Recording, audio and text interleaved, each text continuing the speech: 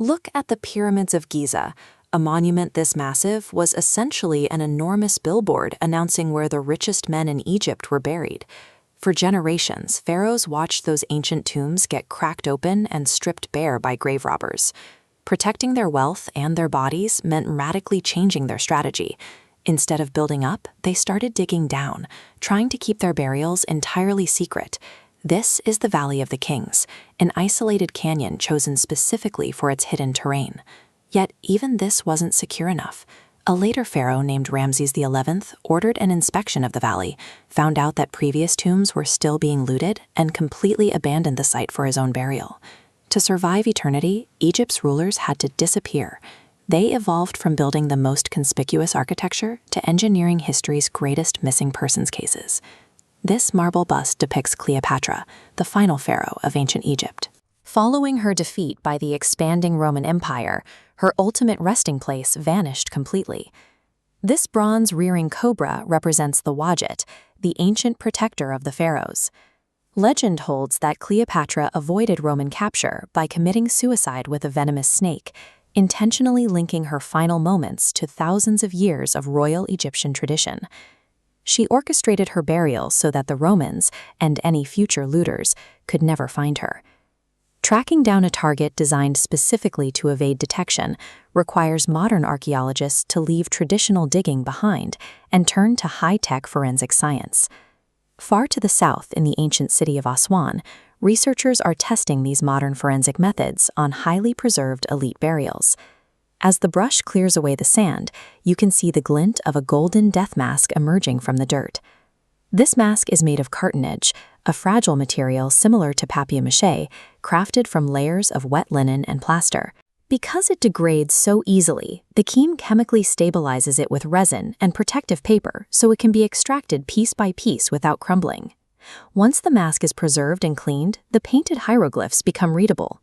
They identify the owner as Seti Hakayeb, confirming his status as a wealthy, high-ranking official. But a name is just a label on a grave. To understand the circumstances of his life and death, investigators have to find a way to look inside the body. Look at this vintage photograph. In the early days of archaeology, researchers simply cut through the wrappings to see what was inside, destroying the very evidence they wanted to study. Today, preserving the human remains is the strict mandate. Now, researchers transport delicate remains under police escort to local hospitals. There, they run the bodies through medical CT scanners after hours to perform a digital autopsy without cutting a single thread. This 3D cross-section illustrates how the scanner mathematically peels back the layers of linen.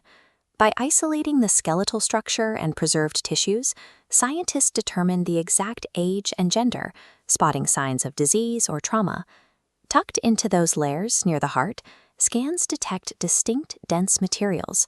These are carved amulets, like the scarab beetle, placed there to spiritually protect the soul.